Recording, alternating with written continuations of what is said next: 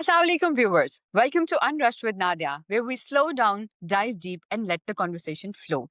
Today, I'm very pleased to welcome Tracey Spicer in my show. Hello, Tracey. How are you doing? Hello, I'm really well. Thanks for having me on the show. Thank you so much, Tracey. And I was just going through your list of accomplishments from being an award winning journalist to an AI expert to a global keynote speaker. And you have a career from TV news and TEDx, and you are all over. And with that, you found time to author Man Made and advocate for media and presentation trainings. How do you find all this time and where do you get this energy? Look, I've always loved being busy, and I'm fortunate in that our kids are now older. They're 19 and 20, so I've got a whole bunch of time back now.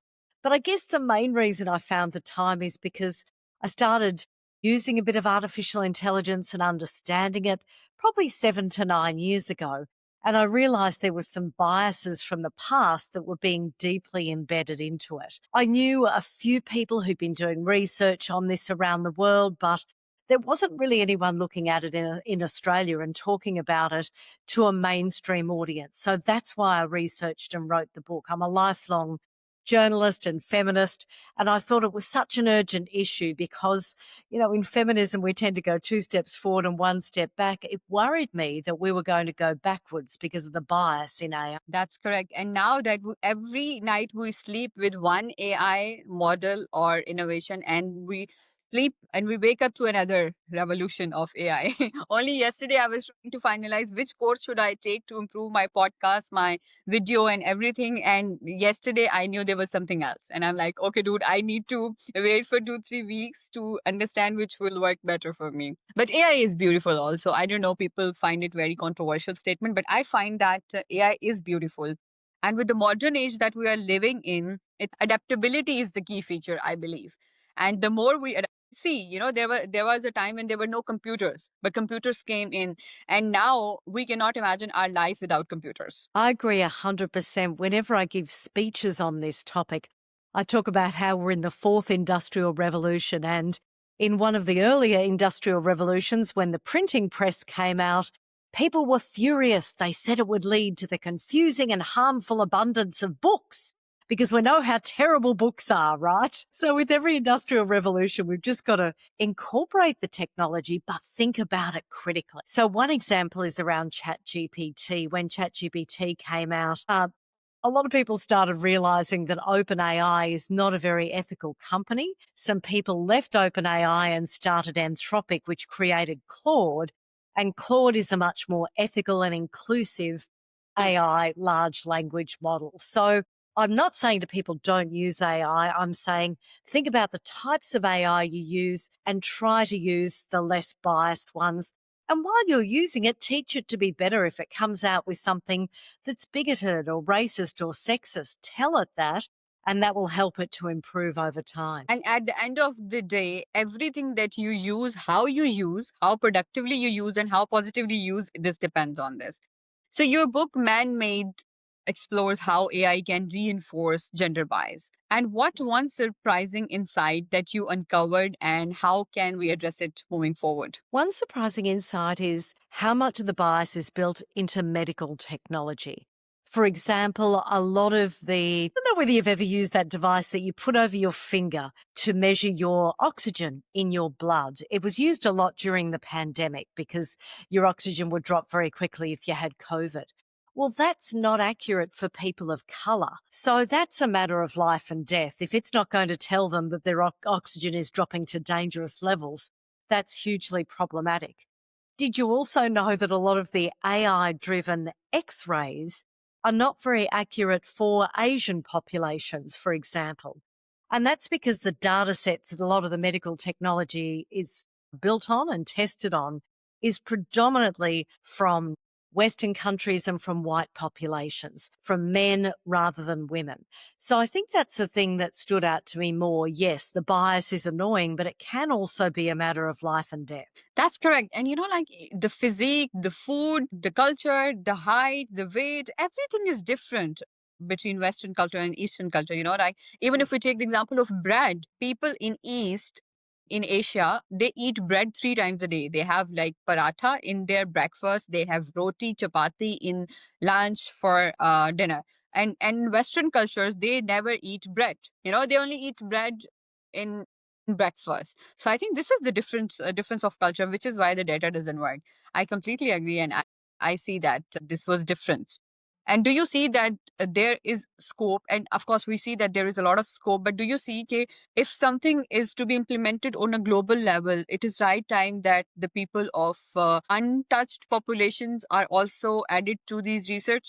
And can AI help us with that, with Oh, gathering from definitely. data? Yes, well, there's a huge digital divide, as you know, and the data sets, that's why a lot of the data sets are taken from Western populations. So the first thing to do is try to reduce that digital divide by getting more technology to populations that don't, as a matter of course, have as many smartphones or computers, for example, because if you don't use the technology, your likes, your dislikes, your interests, your culture, they're not taken into account anywhere near as much. There's also a huge problem with neo-colonialism where the capital and the wealth of AI sits in already predominantly wealthy countries in the global north, whereas a lot of the unpaid and underpaid work, for example, labeling horrific images for machine learning for $2 an hour in Kenya, is done in the global south. So now we're identifying these problems at this time in history. The next step is to move forward to make that gap not quite as wide. So the AI revolution works for everybody, not just the wealthy few. That's correct, Tracy. And you were just mentioning about phones and laptops, and you have spent years in the media industry as journalist. And with AI now creating content, how do you think storytelling is evolving, and should we be concerned about its impacts? It's the greatest threat aside from climate change to the planet at the moment, and that's acknowledged by global organisations. Because of the amount of misinformation and disinformation, there's an even further erosion of trust within people when it comes to institutions, even beyond governments and businesses. People don't even trust not-for-profits anymore. People don't trust global bodies when they're sharing information about health. So we're going to see the rise of more strongmen leaders like we're seeing around the world at the moment, more siloing of opinions and more conflict in the world because people are being funneled into more and more narrow, polarized, silo opinion echo chambers.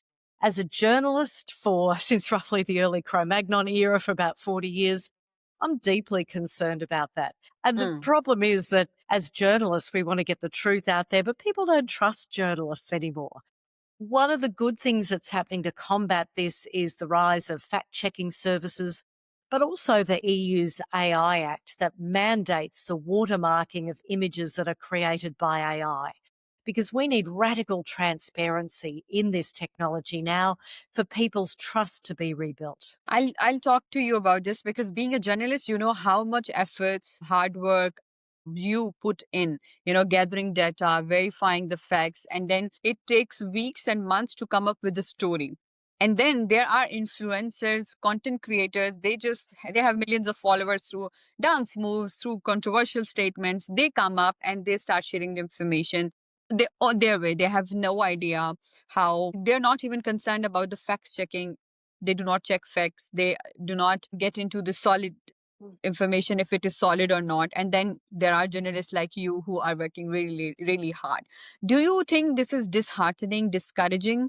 And like China has passed a law that, it's like if for education purposes and for medical purposes, for law purposes, every content creator cannot come and just say things. They have to be certified. And how do you see this? And do you think this is right time Australia implements this, the West implements this? And how do you generally feel being an individual media journalist? Yes, I was in China a week ago and I fully support what they're doing to get influencers to back up what they're saying with facts. I think that's a wonderful initiative and we should all be following it.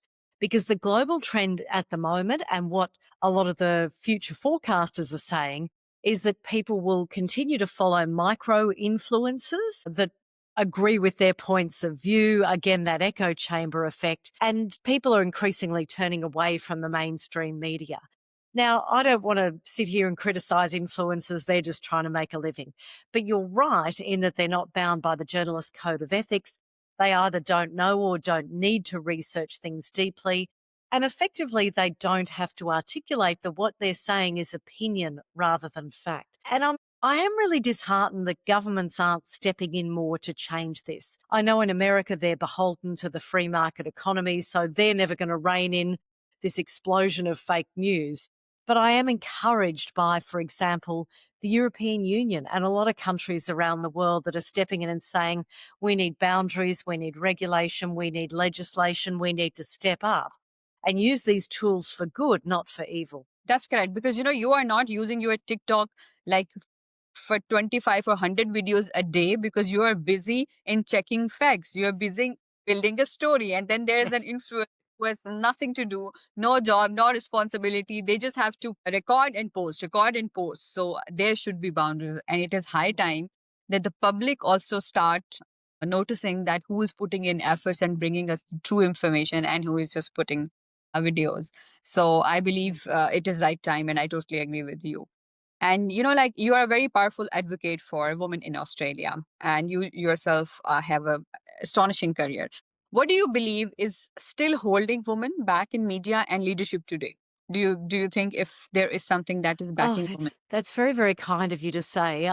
It's always the structures that hold women back. I know there was a period of time where people thought, "Oh, women just need to push themselves forward more, this whole lean in idea." But we've been leaning in for decades and the structures are holding us back. Structures like, lack of proper parental leave and support, particularly when the kids are younger. In Australia, for example, it's only about 15% of men who take paternity leave. I know even a few years ago it was only 2 or 3%, so it has improved, but we've got a long way to go.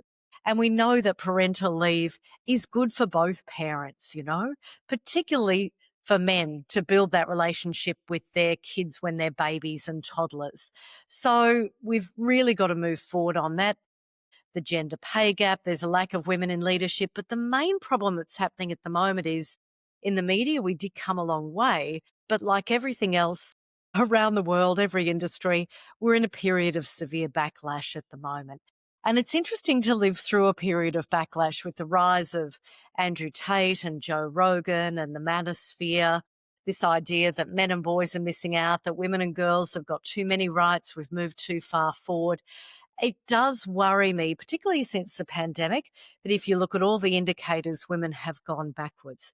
Because Hmm. whenever you have a disaster, whatever kind of disaster that is, floods, hurricanes, the gender norms become more concrete. Women tend to stay at home more, and that's what happened during the pandemic. So, look, I am optimistic. I'm a glass half full kind of gal. We will continue to move forward. But at the moment in the media, we're seeing this backward step as well.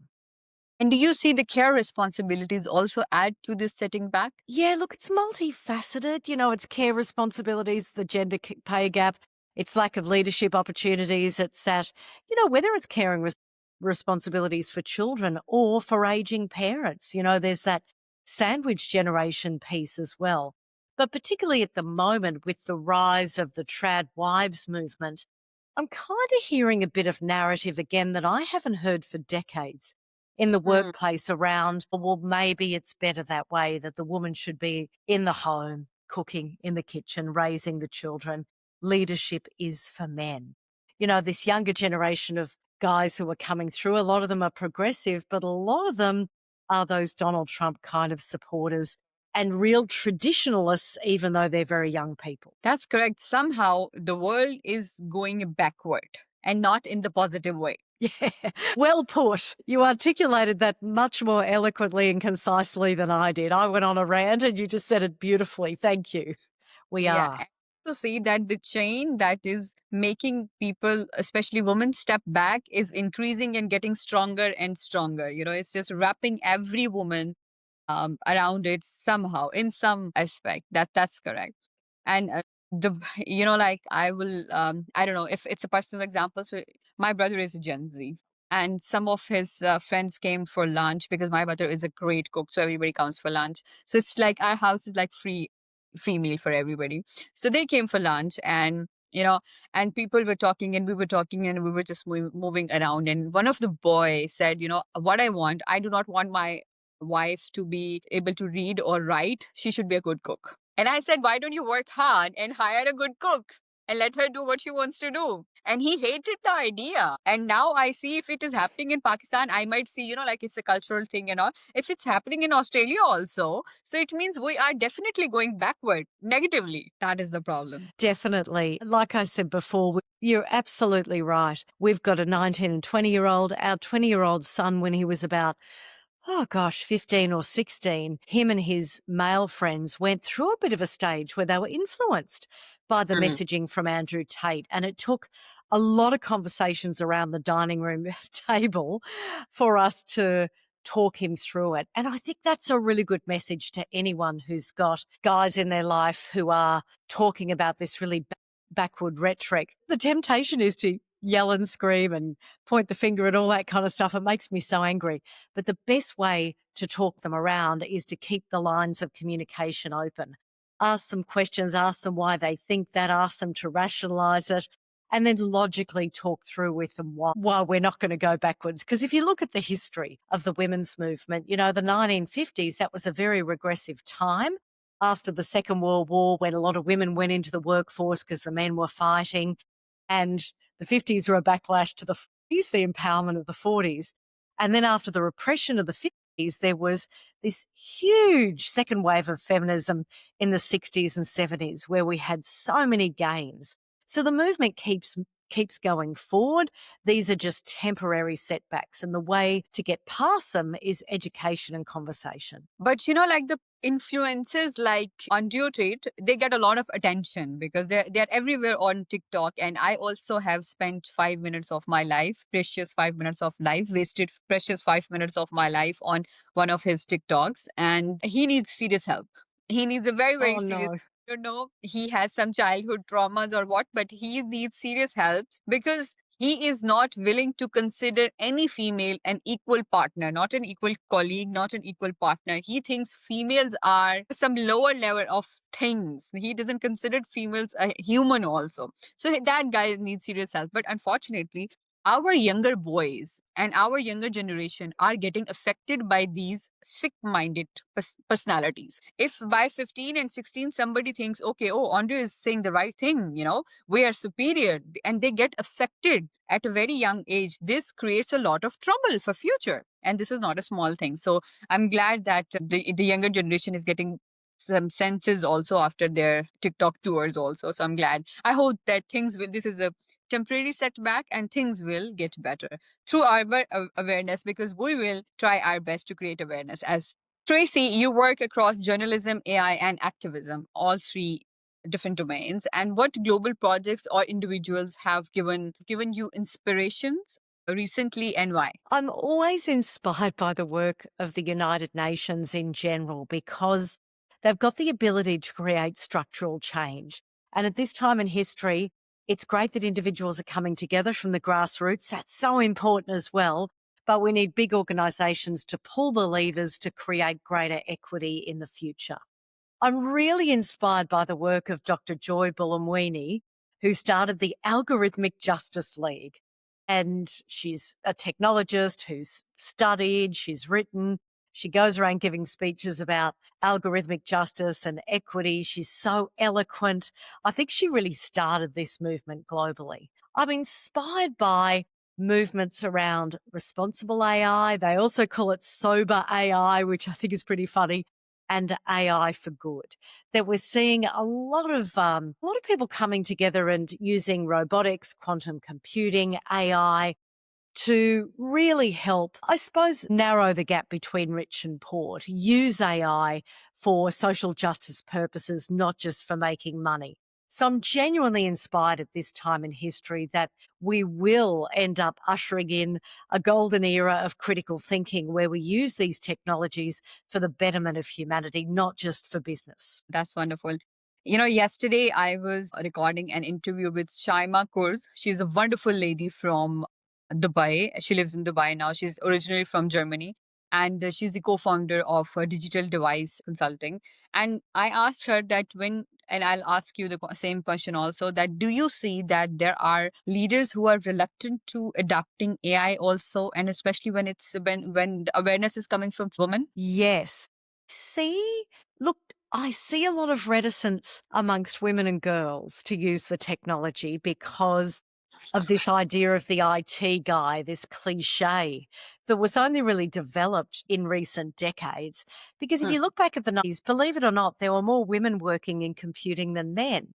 And when mm, you think about Ada Lovelace, daughter of Lord Byron, world's first computer programmer, created the first algorithm, women have mm. always had a place in technological revolutions. But at the moment, we feel like somehow we're less adept at it. I also see discomfort around it from people in government, and therefore they're uncomfortable about regulating it because they simply don't understand it. I actually think there's a place, obviously, for more diversity and inclusion in people in government, but also for younger people to become politicians because they're naturally more adept at the technology. A lot of them are digital natives, of course, depending on their age.